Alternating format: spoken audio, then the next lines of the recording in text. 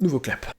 Et salut à tous, c'est Tristock. Aujourd'hui, on va parler tech, on va parler écran PC, et plus précisément du BenQ SW2700PT. Alors oui, je dis BenQ à l'américaine, parce que bon, en français, BenQ, c'est pas fou. Avant de vous parler du produit en lui-même, je tiens à préciser que cet écran n'est pas destiné à tout le monde. C'est un écran qui coûte relativement cher et qui est réellement destiné aux photographes et aux graphistes. Bon, personnellement, je ne suis pas professionnel, loin de là, je l'ai clairement acheté pour me faire plaisir, mais vous allez comprendre pourquoi. Ce qu'il faut savoir avec le montage photo, c'est que ce n'est pas comme sur papier où on a tous à peu près la même perception visuelle de l'image. En photo, c'est con à dire, mais le matériel compte beaucoup. Si on n'a pas un bon matos, on n'aura pas les rendus qu'on veut. Et d'autant plus dans la retouche. Il y a quelques mois, ça fait peut-être 7-8 mois maintenant, je me suis mis sérieusement à Photoshop et à Lightroom, dans lesquels je retouche des photos parce que je fais de la photo, et je m'amuse aussi à faire des montages, un petit peu des compositions, en créant des décors plus ou moins fantastiques, et ces montages-là peuvent me prendre plusieurs heures. Et à l'époque, je faisais mes montages sur mon PC portable qu'on voit là. Je n'avais pas encore ces deux écrans qu'on peut voir ici. Je montais donc sur un écran de 15 pouces Dalmat. Et lorsque je finissais un montage après plusieurs heures, un gros problème est vite apparu. Et ceux qui font de la photo savent sûrement de quoi je parle. Le rendu des couleurs varie énormément d'un écran à l'autre. La photo pouvait être parfaite sur mon PC portable, mais beaucoup trop vive sur mon téléphone. Faut savoir que mon écran de PC, lui, a des couleurs plutôt ternes et froides, contrairement à mon téléphone, qui lui a des couleurs vraiment vives et plutôt chaudes. En conséquence, sur le téléphone, les rouges étaient beaucoup trop vifs, beaucoup trop présents, et ce qui a pour conséquence de dénaturer la photo, surtout dans les portraits. Et c'est là que BenQ intervient avec cet écran. Commençons donc avec l'aspect physique. C'est un très bel écran, très robuste, et qui par ses matériaux semble de très bonne qualité. Il est plutôt lourd avec ses 9 kg, mais bon avec ça vous êtes sûr qu'il ne bougera pas. Dans la boîte, on retrouve l'écran évidemment, la casquette qui va avec, et le pied pour l'écran, ainsi qu'une télécommande et un rapport de calibrage de votre écran BenQ fourni par BenQ eux-mêmes. Voilà, je vous montrerai une petite photo. Et fourni avec 3 câbles, un câble USB 3.0, un câble DisplayPort et un câble DVI. On regrettera cependant l'absence d'un câble HDMI, j'ai dû prendre celui de ma Switch pour connecter mon écran le premier jour. On va commencer avec le pied de l'écran. Alors celui-ci est très robuste et très ergonomique. On peut facilement faire basculer l'écran à la verticale et ça c'est plutôt cool. Il est compatible VESA, ça veut dire qu'on peut changer le pied et mettre un bras à la place comme j'ai pu le faire avec mon deuxième écran de chez ViewSonic. Attention cependant à bien vérifier la robustesse de votre bras si vous en installez un. Je le rappelle que l'écran fait 9 kg, c'est plutôt lourd pour un écran. L'écran ViewSonic que j'ai là doit faire dans les 3-4 kg. Et dernier détail plutôt sympathique, le pied est gradué avec un petit marqueur qui nous permet en quelque sorte de sauvegarder la position que l'on avait si on fait des modifications de hauteur de l'écran. C'est un petit plus qui fait toujours plaisir. Et maintenant la casquette anti-reflet. Alors vous pouvez vous la procurer sur Amazon, elle coûte dans les 100 €. Moi je l'ai acheté en même temps que l'écran. Elle est plutôt impressionnante et donne vraiment un aspect professionnel à votre écran. Elle permet de couper tout reflet venant du côté ou de derrière l'écran. Comme vous pouvez le voir, j'ai mis des LED Philips Hue derrière et grâce à la casquette, les couleurs de mon écran restent intactes avec aucun reflet. Elle possède aussi au-dessus une petite trappe par laquelle vous pouvez faire passer votre sonde de calibrage si vous en avez une évidemment. Et petit détail, l'intérieur est doux.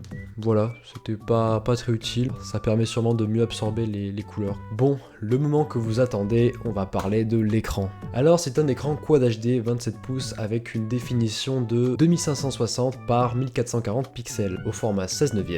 On a donc une définition de 108 pixels par pouce, quelque chose de plutôt classique pour un écran de cette gamme là.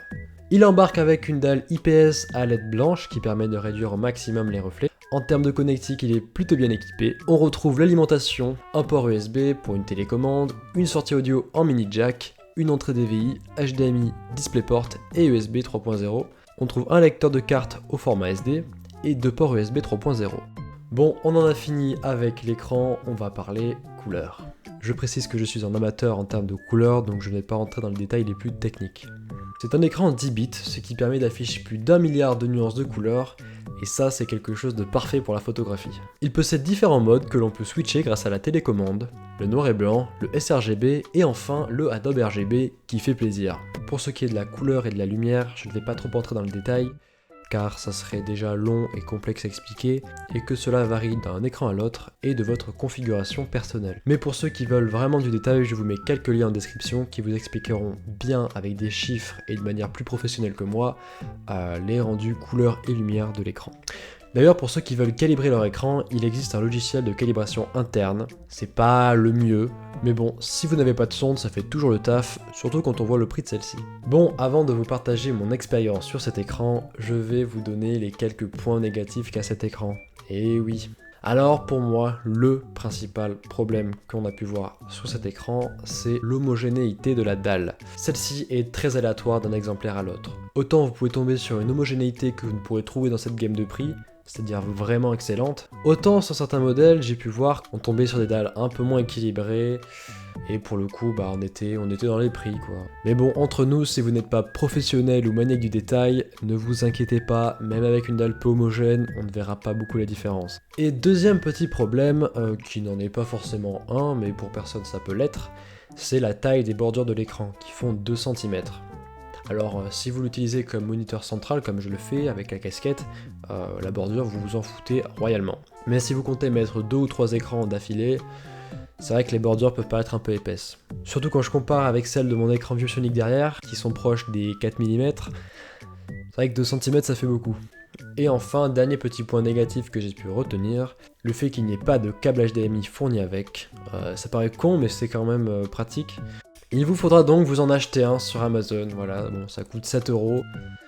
Ça aurait été bien qu'il y soit avec, mais bon voilà, c'est comme ça. Et maintenant, mon expérience avec cet écran. Eh bien je vous le dis, c'est un plaisir de travailler dessus. Les rendus couleurs sont juste magnifiques et naturels. Je peux enfin travailler sur une base neutre, ça fait plaisir. Grâce à ça, sur une même photo, j'ai peu de disparité entre mes écrans, que ce soit sur mon téléphone, sur mon écran principal ou sur mon écran qui est fait pour le jeu, qui lui a des couleurs beaucoup plus vives. Et puis après aussi, si vous comptez regarder des films dessus, c'est très plaisant. Personnellement, j'en regarde beaucoup dessus, et le fait d'avoir la casquette, ça permet de vraiment se concentrer sur le film, et de pas être distrait par ce qu'on peut avoir autour. Et qu'on se le dise pour ceux qui comptent jouer dessus, ce n'est pas un écran fait pour jouer. Il ne dépassera pas les 60 images secondes, on est loin des 144 Hz de celui-là, et n'est pas ultra réactif. Il tourne autour des 10 millisecondes je crois. Mais bon, il n'empêche que pour certains jeux, des jeux plutôt classiques ou même certains gros jeux, du moment que vous les faites pas tourner avec des graphismes trop élevés, profiter d'un écran Quad HD, ça fait toujours plaisir. Enfin bref, pour conclure, je vous recommande évidemment cet écran. J'en suis très satisfait et je m'en sers quotidiennement. Pour son prix, on tourne autour des 700 €. Ça peut paraître cher comme ça, mais pour ce type d'écran, c'est le meilleur rapport qualité-prix que j'ai pu trouver pour cette gamme d'écran. Il fait vraiment le taf et selon le modèle et selon si vous avez une sonde, vous pouvez avoir des rendus comparables à certains écrans plus haut de gamme. Enfin voilà, cette vidéo est terminée. J'espère vous avoir été utile et n'hésitez pas à lâcher un petit commentaire, ça fait toujours plaisir, ou encore à vous abonner. Vous pouvez aussi me suivre sur Instagram pour échanger. Quant à moi, je vous dis à plus. Ciao.